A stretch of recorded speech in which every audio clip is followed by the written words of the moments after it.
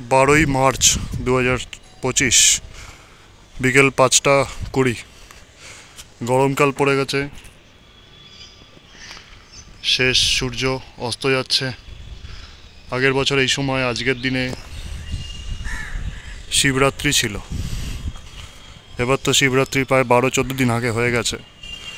আর ওদিকে চাঁদ দেখা যাচ্ছে, এদিকে সূর্য অস্ত যাচ্ছে, ঠিক তার বিপরীত দিক থেকেই চাঁদের আগমন ঘটে। অনেকদিন পরে ছাদে উঠলাম, প্রায় 1 বছর আগে ছাদে উঠেছিলাম 25শে মার্চ 2024, দোলের দিন। তারপরে রানীকুঠির এই গান্ধী কলোনির এই ছাদে আর ওঠা হয়নি। ছাদে রয়েছে নানান স্মৃতি, যদিও আমার বন্ধুর বাড়ি। 2023 সাল 24 সালে অনেকটাই ভালো স্মৃতি এখানে কেটেছে। আজকের পরে আবার হয়তো কবে উঠতে পারবো জানি না, তাই একটু ডকুমেন্টারি করে রাখছি, একটা ইউটিউবে থেকে যাবে।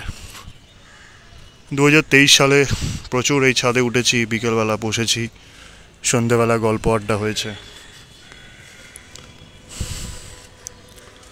এই কলে স্নান করেছি আগের বছর। সব তুলে রাখছি বিভিন্ন অ্যাঙ্গেল থেকে।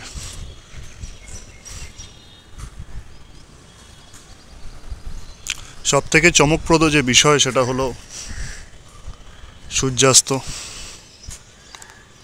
একটা দিনের শেষ, আরেকটা দিনের শুরু। শুরু এবং শেষের মধ্যবর্তী সময় সূর্যাস্ত।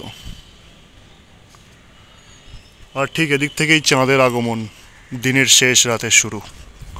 পাখিরা ঘরে ফিরছে। এরমভাবেই বিভিন্ন ডকুমেন্টারি করে রেখেছি বিভিন্ন বাড়ির ছাদ থেকে। বিভিন্ন জিনিস দেখানোর চেষ্টা করেছি।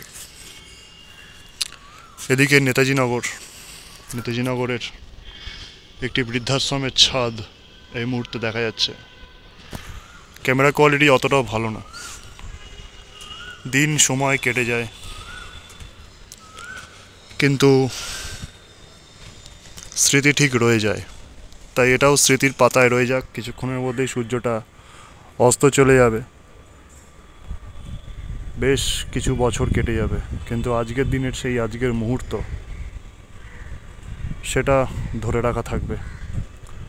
এবং আশেপাশের দৃশ্য কেমন ছিল সেটাও ধরে রাখা থাকবে। হয়তো অনেক কিছু পরিবর্তন হবে, অনেক কিছু নতুনত্ব হবে, কিন্তু একটা সময়কে ধরে রাখা, একটা মুহূর্তকে ধরে রাখা, এটা অনেকটা দামি। কারণ মানুষ মুহূর্তে বাঁচে, মানুষ স্মৃতিতে বাঁচে, স্মৃতি আগলে রাখে মানুষ।